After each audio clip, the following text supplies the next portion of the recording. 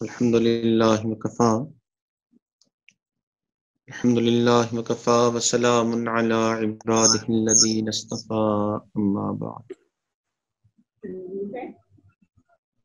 کل کی دو باتوں میں سلسلہ عالیہ نقشبندیہ کے چند بزرگوں کا تعارف کیا گیا، اور کل کی مجلس میں ان بزرگ حضرات کا تذکرہ جو حضرت مجدد الفسانی رحمۃ اللہ علیہ کے بعد آئے۔ تو کچھ مختصر تعارف حضرت شاہ ولی اللہ محدث دہلوی، حضرت مرزا مظہر جان جانا رحمۃ اللہ علیہ، حضرت شاہ غلام علی دہلوی رحمۃ اللہ علیہ کا تذکرہ مختصراً کل کیا گیا۔ آج چند اور مشائخ کا تذکرہ کرنے کا ارادہ ہے۔ ہمارے بر صغیر پاک و ہند میں کچھ خانقاہوں پر یہ چیز رائج ہے کہ جی اگر باپ بہت بڑے بزرگ تھے تو بیٹا آٹومیٹکلی بھی بہت بڑا بزرگ ہے، یعنی والد فوت ہوتا ہے تو بیٹا آٹومیٹکلی خانقاہ کا جانشین بن جاتا ہے، اور یہ نہیں دیکھا جاتا کہ جی بیٹے نے کیا وہ محنت کی ہے، کیا اس کے اندر وہ اتباع سنت ہے، کیا وہ شریعت کو سمجھتا ہے، کیا وہ عبادات ریاضت اس نے کی ہے۔ تو یہ ایک عجیب و غریب چیز رائج ہے کہ جی اگر والد بڑے شیخ تھے اور لوگ آٹومیٹکلی بنا بھی دیتے ہیں کہ نہیں جی اب اس کا بیٹا بڑا شیخ ہے۔ ہمارے مشائخ نے اس چیز کو رد فرمایا کہ والد کے بڑے شیخ ہونے کا مطلب یہ نہیں کہ بیٹا آٹومیٹکلی بڑا شیخ ہو گیا۔ تو پیر کا بیٹا پیر نہیں ہوتا۔ ہاں یہ ضرور ہمارے مشائخ نے لکھا ہے کہ اگر شیخ کے بیٹا بھی وہی محنت کرتا ہے، دین کو سیکھتا ہے، عبادت کا وہ جذبہ رکھتا ہے، اتباع سنت کا شوق رکھتا ہے اور سلوک کو باقاعدہ طے کرتا ہے، تو اب وہ باقی جو حضرات ہیں، باقی جو عام جو خلفاء ہیں اس سے زیادہ بہتر خلیفہ بن گیا کہ ایک تو وہ شیخ کا بیٹا بھی، ماحول بھی اس کو گھر میں یہی ملا، اور دوسرا اس نے جو شیخ بننے کی ریکوائرمنٹس ہیں وہ پورا کی۔ تو ہمارے سلسلہ عالیہ نقشبندیہ میں دو جگہوں پہ ایسا ہوا کہ والد بھی شیخ، پھر بیٹا بھی شیخ، اور پھر پوتا بھی شیخ۔ چنانچہ امام ربانی حضرت مجدد الفسانی بھی اپنے وقت کے بڑے بزرگ، ان کے صاحبزادے حضرت خواجہ محمد معصوم رحمۃ اللہ علیہ بھی اپنے وقت کے بڑے بزرگ، اور پھر ان کے بیٹے خواجہ سیف الدین رحمۃ اللہ علیہ وہ بھی سلسلہ کے بڑے بزرگ بنے۔ پھر اس کے بعد چند سو سال بعد پھر ایسا ہی ایک معاملہ واپس ریپیٹ ہوا ہمارے ہی سلسلے میں۔ خواجہ دوست محمد قندھاری رحمۃ اللہ علیہ وہ بھی اس سلسلہ کے بڑے بزرگ تھے، ان کے صاحبزادے خواجہ عثمان دامانی رحمۃ اللہ علیہ وہ بھی سلسلہ کے بڑے بزرگ گزرے، اور ان کے صاحبزادے حضرت خواجہ سیف الدین رحمۃ اللہ حضرت خواجہ سراج الدین رحمۃ اللہ علیہ وہ بھی بڑے بزرگ بنے۔ یہ حضرت خواجہ سراج الدین جو تھے وہ حضرت مولانا فضل علی قریشی رحمۃ اللہ علیہ کے شیخ تھے۔ تو مشائخ میں یہ ضروری نہیں ہے کہ جی بیٹا ہر صورت ہی، اگر والد شیخ تو بیٹا بھی شیخ، مگر اگر بیٹے نے اس سلوک کو طے کیا ہے، عبادت کا وہ ذوق ہے، اتباع سنت کا شوق ہے، تو مشائخ نے لکھا ہے کہ پھر ایسے بزرگ جو ہیں وہ نور علی نور ہیں، کہ جی ایک تو انہوں نے سلوک بھی طے کیا، دوسرا وہ خاندان بھی مشائخ کا ہے۔ تو ہمارے سلسلہ کی جو بزرگ حضرت خواجہ سراج الدین رحمۃ اللہ علیہ، یہ حضرت فضل علی قریشی رحمۃ اللہ علیہ کے شیخ تھے، اور بڑے زبردست بزرگ تھے۔ ان کی خاص بات یہ تھی کہ بہت ہی کم عمری میں حضرت انتقال فرما گئے، چنانچہ 36-37 سال عمر ان کے حالات میں لکھا ہے کہ اس عمر میں اس دنیا سے تشریف لے گئے، مگر بزرگی میں ایک زبردست کمال تھا۔ چنانچہ حج کا سفر کا ارادہ کیا تو راستے میں یہ ڈر تھا کہ اتنی پاک جگہ پہ جا رہا ہوں تو مجھ جیسا بندہ وہاں جائے گا تو کیسے ہوگا، اور بے ادبی کا مرتکب نہ ہو جاؤں۔ تو بڑی دعائیں کرتے ہوئے سفر طے کیا کہ کہیں ایسا نہ ہو کہ اس برکت والی جگہ، اس مقدس جگہ پہ کہیں ایسا نہ ہو کوئی بے ادبی ہو جائے۔ آپ کے حالات میں لکھا ہے کہ اللہ نے آپ کو ایسی کرامت دی، 13 دن آپ مکہ مکرمہ میں رہے، 13 دن نہ آپ نے کچھ کھایا نہ کچھ پیا، اسی لیے نہ آپ کو بیت الخلاء کی ضرورت پڑی۔ آپ کو یہ بھی خوف تھا کہ اس پاک مٹی کو میں ناپاک نہ کروں،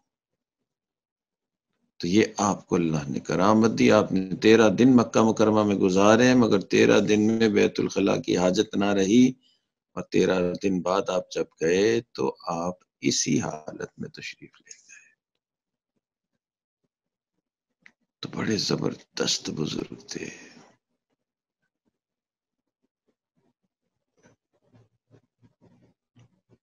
اسی طرح سلسلہ عالیہ نقشبندیہ میں پچھلے 50 سال کے دوران بھی بڑے بزرگ گزرے ہیں، جس میں حضرت مولانا فضل علی قریشی رحمۃ اللہ علیہ اور حضرت قریشی رحمۃ اللہ علیہ کا مشہور واقعہ ہے۔ آپ کی خانقاہ مسکین پور شریف میں، اور مسکین پور شریف میں اب بھی ہر سال اجتماع ہوتا ہے، اور آپ کی خانقاہ پر علماء کا اور لوگوں کا ایک ہجوم رہتا تھا۔ بڑی اللہ تعالیٰ نے آپ کو قبولیت عطا فرمائی تھی، پورے پاک و ہند سے، افغانستان سے اور اس علاقے سے علماء اور عوام کھچے چلے آتے تھے۔ تو جو مریدین آتے تھے آپ ان کو جب مخاطب کرتے تھے تو کہتے تھے فقیروں، اور وہاں پہ ترتیب تھی کہ فجر کے بعد حضرت مراقبہ فرماتے، اور مراقبے میں سارے مریدین شامل ہوتے، اور اشراق کی نماز کے بعد سب جنگل میں چلے جاتے اور لکڑیاں جمع کرتے۔ اس زمانے کا ایندھن جو تھا وہ لکڑیاں تھا، کھانے بھی لکڑیوں سے بنتے تھے، یعنی اور لکڑیاں ہی استعمال ہوتی تھی سردیوں کے دنوں میں گرمی حاصل کرنے کے لیے۔ ایک مرتبہ آپ نے مراقبے کے بعد اعلان کیا کہ فقیروں جمع ہو جاؤ، سارے مریدین جمع ہو گئے۔ پھر آپ نے فرمایا کہ کل رات جو ہے میرے پیٹ میں ہوا پیدا ہوئی جو خارج ہی نہیں ہو رہی تھی، اور خارج نہیں ہونے کی وجہ سے میں لوٹ پوٹ ہو رہا تھا۔ بہت دیر تکلیف میں رہا، تکلیف بڑھتی رہی، حتیٰ کہ مجھے محسوس ہوا کہ اب میری جان نکل جائے گی۔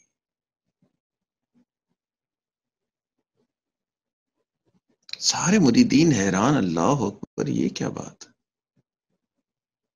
پھر فرمایا، فقیرو، جو شخص اپنے جسم میں سے ہوا خارج ہونے کا بھی محتاج ہو، وہ کیا کوئی بڑا بول سکتا ہے؟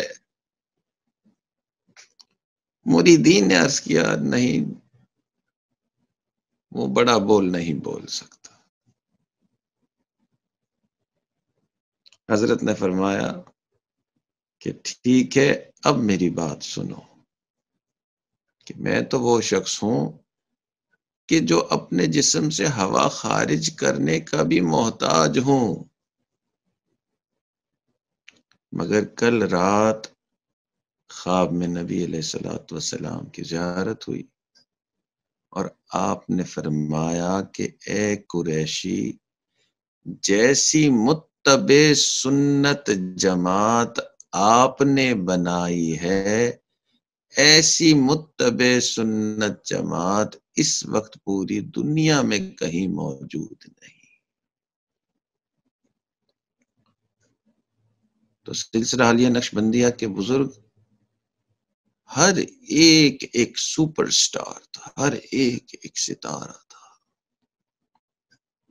تو اللہ تعالیٰ نے ہمیں بڑے زبردست مشائخ عطا کیے، اور اللہ تعالیٰ نے بڑی اونچی نسبت عطا کی ہے۔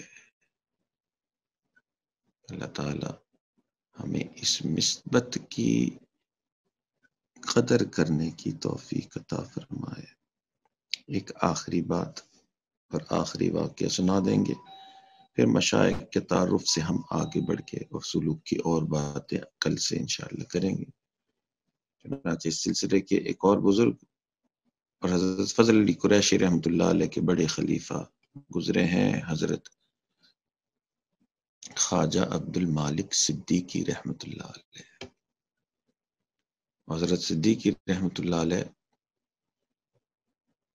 زندگی ابتدائی دور غربت میں گزرا، بڑا شوق تھا حج کرنے کا، مگر غربت اتنی تھی کہ حج پہ جانا جو ہے وہ ایک امپاسبل چیز لگتی تھی، اور حج کا سفر آج کی طرح تھا نہیں، سمندری جہازوں پہ ہوتا تھا، کئی مرتبہ 3 مہینے 4 مہینے ایک طرف کا سفر ہوتا، تو بڑی دعائیں کرتے کہ جی حج بیت اللہ نصیب ہو جائے، نبی علیہ الصلوۃ والسلام کے روض مبارک کی حاضری نصیب ہو جائے۔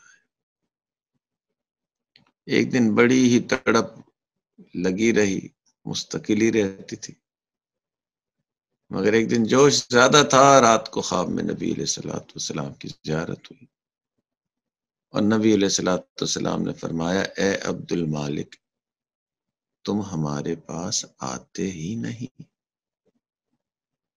خواب ہی میں عرض کی، اے اللہ کے نبی، آنا تو بہت چاہتا ہوں، اسباب نہیں ہے۔ نبی علیہ الصلوۃ والسلام نے خواب ہی میں فرمایا کہ اچھا، ہم کہہ دیتے ہیں، اور خواب مکمل ہو گیا۔ اگلے دن حضرت کی مریدوں میں سے کوئی ایک آیا، اس نے کہا، حضرت بہت دنوں سے میرے دل میں آ رہا تھا کہ آپ میری طرف سے حج کے لیے تشریف لے جائیں، تو یہ کچھ رقم میری طرف سے ہدیتاً قبول فرمائے۔ اور اس سال حج کا انتظام ہو گیا، حضرت حج پہ بھی تشریف لے گئے، روضہ مبارک پہ بھی حاضری ہوئی۔ اس خواب کے دیکھنے کے بعد حضرت 27 سال حیات رہے، اور 27 سال میں سے 26 مرتبہ حضرت کو اللہ تعالیٰ نے حج کی توفیق عطا فرمائی۔ تو اللہ تعالیٰ نے ہمارے مشائخ کو بڑی قبولیت عطا فرمائے۔ اللہ تعالیٰ ہمیں ان کے نقش قدم پہ چلنے کی توفیق عطا فرمائے۔ اللہ تعالیٰ ہمیں اتباع سنت والی، یاد الہی والی زندگی نصیب فرمائے۔ آخر دعوانا ان الحمدللہ رب العالمین. دعا کر لیجیے. الحمدللہ رب العالمین، الصلاة والسلام علی سید الانبیاء والمرسلین. اللہم انا نسألک علما نافعا وعملا متقبلا ولسانا ذاکرا وقلبا خاشعا ورزقا واسعا وشفاء من كل داء. وصلی اللہ تعالی علی حبیبہ سیدنا محمد وعلی آلہ واصحابہ اجمعین برحمتک یا ارحم الراحمین.